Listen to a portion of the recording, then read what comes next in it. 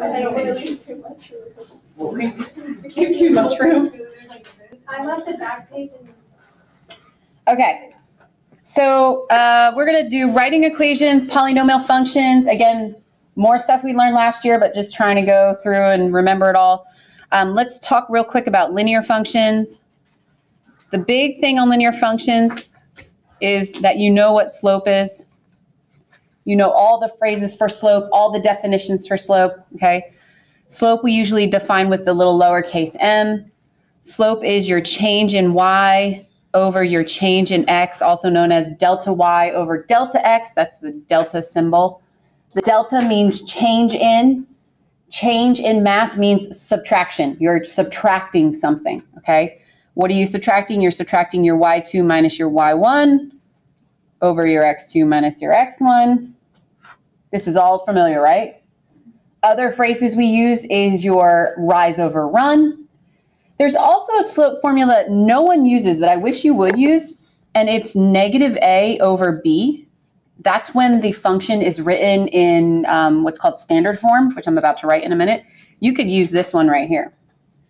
So 3 different types of forms of linear functions, I should call this one, would be point slope form. That is the best form whenever writing an equation. That's probably your best friend one right there. Point slope form. The slope intercept form is always how you would end it, slope intercept. And then your standard form for a linear equation, I guess is what it will say. So here's what these 3 look like. You probably remember it. But this one right here goes like this. Y minus y1 equals m times x minus x1. That you've got to know and memorize. That is what we're going to use pretty much when I do my next 2 examples. Slope intercept form is how you want to leave it. You want to leave it in slope intercept form, which means you just want it solved for y. Y equals mx plus b. Y equals mx plus b. Standard form looks like this. Ax plus by equals c. You put your x's and y's on one side. You put the number on the other side. Just so you know, these are not allowed to be fractions. A, b, and c can't be fractions, so you'd have to get rid of it. And a is not supposed to be negative. Some books leave it negative just to trick you. But you could get the slope from here. You would just take that. If this was like 2x and this was 3, you would just take negative 2 over 3. That would be the slope. It's really easy stuff. Okay, so first part of this section's homework, by the way, we're on the new section, 1.2. Did I write 1.2? Just double checking myself here. They're going to say, write an equation of a line.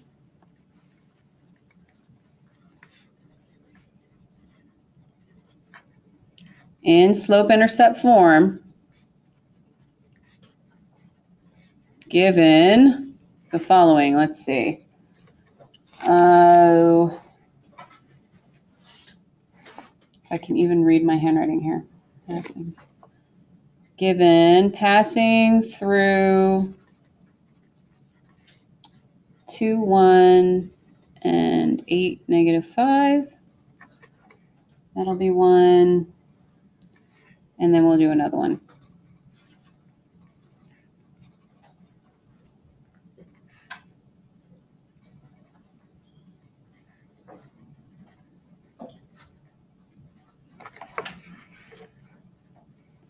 They might already give you the slope. I'm going to assume you could probably do it if they gave you the slope already. So that's why I'm just doing 2 of these passing through. Okay. So whenever it says writing an equation, write an equation, write an equation, even though it says to use slope intercept form, you always start with the point slope one.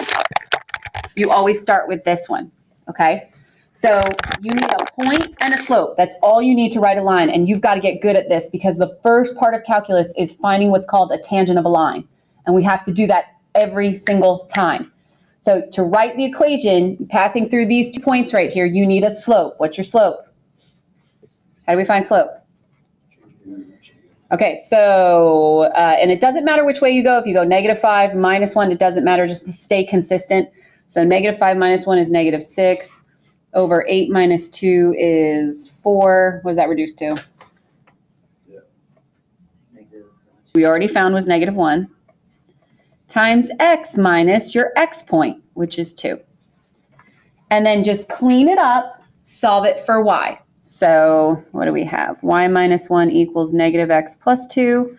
And then add that over, oops, I'm running out of room. Y equals negative x plus 3.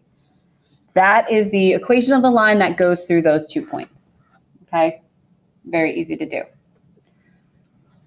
What happens here if you get something like this, passing through the point 3, 3, and 3, 2, and you do the same thing and you're like, oh, m equals 2 minus 3 is negative 1, over 3 minus 3 is 0. Uh-oh, what is that? That is undefined slope. How do you put undefined in the point slope form, Mrs. Seta? You don't. You go back to Miss Davis. She has isms. Hoy Vernax. Do you remember them? You're like, I do, but I don't know what they meant. Just like, you have to remember them. Hoy Vernax. If you are a horizontal line, you have a 0 slope. Your line is y equals. You always write it y equals 3, y equals 5, y equals 9. It has a 0 slope. Vernax is vertical lines are written with no slope or undefined slopes. They're always written as x equals. And you could even tell if you plot these two, 3, 3, 3, 2, what kind of line are they going to connect to be? Horizontal, or are they going to connect to be vertical? Anybody? Vertical. Yes. 3, 3, 3, 2. Wouldn't those connect up and down? Okay, so this is a vertical line. Vertical lines are always written as x equals. X equals what? What do they have in common? X equals what? That's your equation for that line. Okay, this is the only one that goes against the point slope one. Okay, so that's why we do that. All right. Do you know how to graph lines? Do I have to go over that with you? I'm pretty sure you all can graph lines, right? Are we really advanced? I'm skipping that section. Yay! Boom. Okay.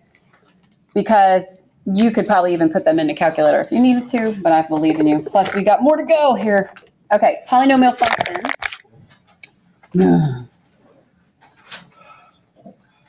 Polynomial functions. Okay. So a polynomial function is going to look weird to you, but just bear with me. A1 x to the n plus a n minus 1 x to the n minus 1 plus dot dot dot dot dot plus a sub 1x. Because you're now starting to be in calculus, and I want you to see these weird looking things, and I don't want you to be afraid of them.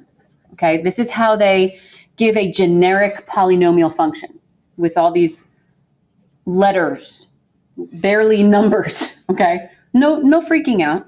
Okay, what is the degree of any polynomial? If I said, what's the degree of this polynomial, what would you tell me it is?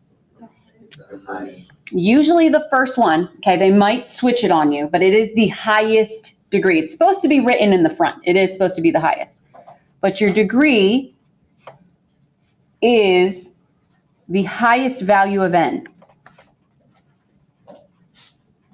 N being this one right here. Okay, that's the one I want. That's my highest. If this was an x cubed, x to the 4th, we really want it there. The other thing we want is what's called the leading coefficient. The leading coefficient. The leading coefficient would be located where? The number next to the highest value of n. Okay, the number, the coefficient in this case, which would be a sub, this is supposed to be n, my bad, a sub n. Okay, that's very important. Quadratic functions, when you hear that, quadratic functions are degree what? 2. Good.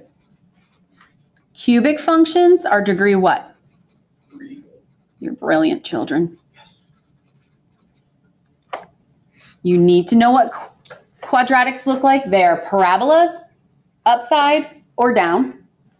Cubic functions is what Miss Davis used to call like good old discograph, whatever. We're about to draw them because we're about to talk about power functions and how they help us determine end behavior. A power function is f of x equals a x. They say to the b. You could have said to the n, but whatever. That's a power function. And what happens with power functions, we learned this last year, is we can actually determine all power functions' end behavior.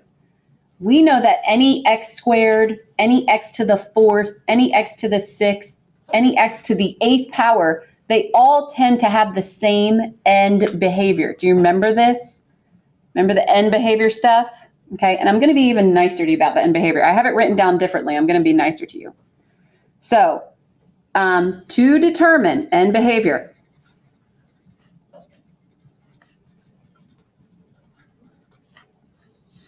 end behaviors all follow quadratic or cubics.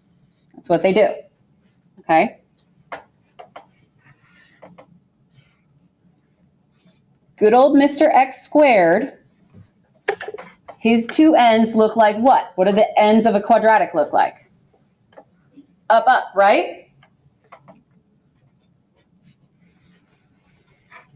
It doesn't matter what's going on in here, but it'll be up, up. So that means an x to the fourth would also be up, up. That means an x to the sixth would also be up, up. Are you seeing the pattern here?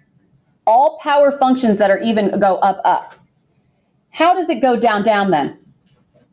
X cubed. Negative. It would be negative x squared. The negative, the a, the coefficient, changes it upside down. Okay? So a negative x squared, or a negative 2x squared, or a negative 3x squared, the end behavior would now go down, down. Okay? Or a negative x to the fourth, or a negative x to the sixth. Simple. All of them. Follow that pattern. And behavior. If you are an x cubed, okay, your end behavior looks like this. It goes disco. It goes like that, and then it does this little right here, and then so it goes down, up, down, up. X to the fifth goes like that. X to the seventh goes like that. X to the ninth. All the odds follow the disco. How do they flip? You put a negative in front of them.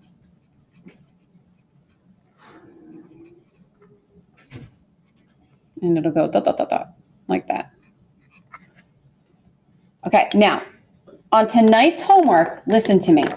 I'm going to let you just draw the ends. So if they say, what's the end behavior of this function? You just have to go make two arrows, up, up, or down, down, or down, up, okay? However, listen to me. If it's on an actual exam or something, they might require you to write this. They'll say this. F of x, as x goes to, do you remember doing this? Like, as x goes positive infinity, what does f of x do? What is the y value doing? It's also going to positive infinity. As x goes to negative infinity, what does f of x do? Still goes increasing. Do you remember writing all that? Yeah. I'm going to pretend and safely assume you can do this. So I'm just going to make you write these. Can you just write these then? But know that it means this. See? I'm helping you. It's because I love you. All right. Last and final thing. So you understand end behavior, right? You'll have to find end behavior on tonight's homework. You have to find degree and coefficient. The last thing you need to do is find zeros. Yeah. And then we'll do 2 examples and we're done. We're done. This is part 3.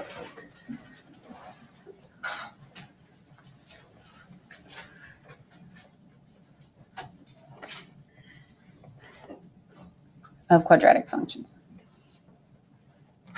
Okay. What does it mean to be a zero? This is just fancy talk for a solution, correct? A root, correct? Give me one more. My God, you all are the brilliantest children in the world.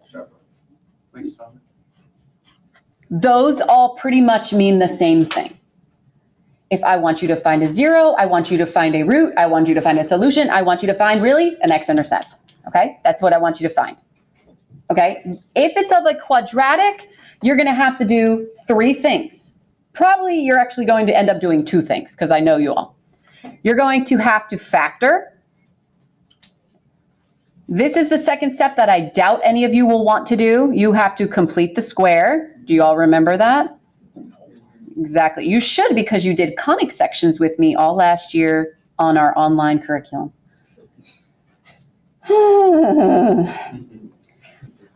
Or you have to do the quadratic formula. That's probably number 1 to number 3 are your go-tos. This is only for quadratics, by the way. Okay, quadratics, if we can get it into a quadratic, then we know we can solve it either by factoring or really the quadratic formula. All right, so last 2 examples and we're done. This is what homework will say. Find the end behavior, the zeros, and determine if it's even or odd in graph. We can determine even or odd in a minute. We'll graph. Let's just find end behavior and zeros because we already did that on the other one. All right, so A would be f of x equals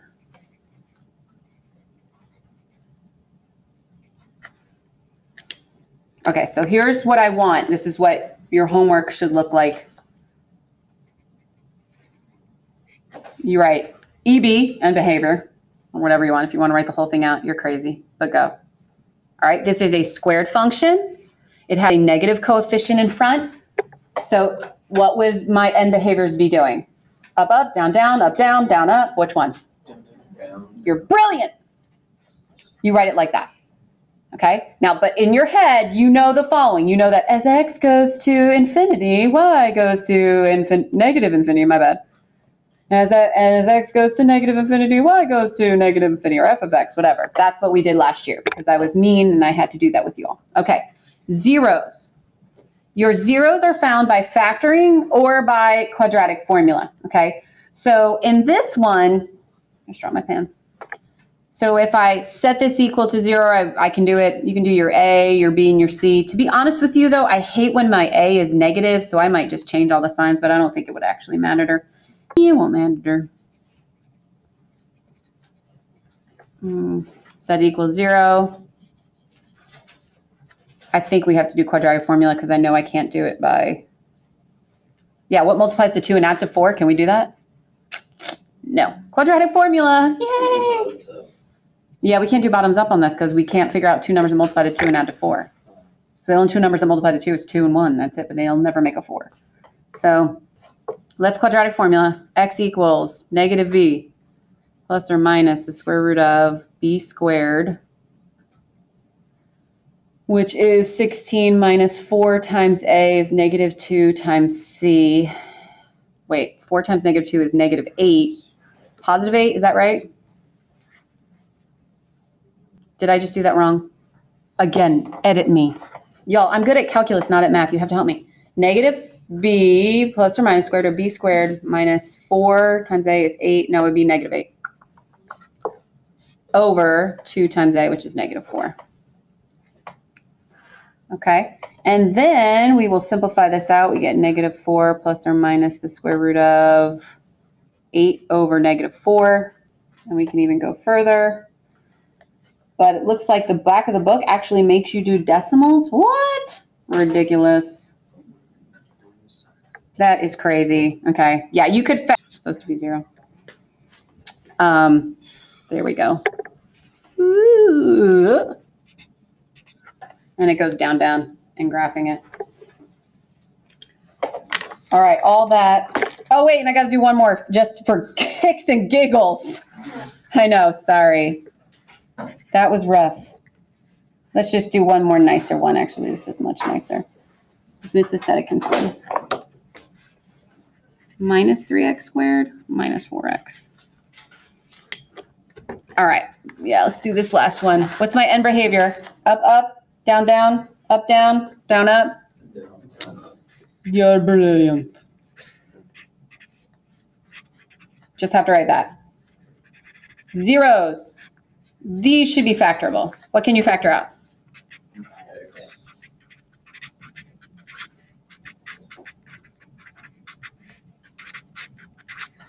What does this factor into? 2 times multiply -4, but add to -3. X minus 4. X. Yeah. So your zeros are where? 4, -1. 4, -1, and? 0.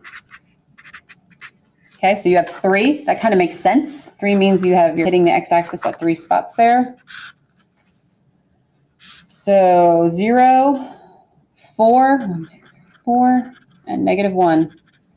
We know we're starting down. We go up. These are all, if you remember your multiplicity rule, these are all odd multiplicities, so we cross through every time. Down, up. And if you look at the sketch of that, that's how it would look. If it was an even right here, you would just touch right at it. But that's your very basic thing. Okay, that's it. Long stuff. Sorry, just had to second guess myself on that quadratic function one. That's what happens when I don't teach algebra 2 for a long time. Basic things like that go in my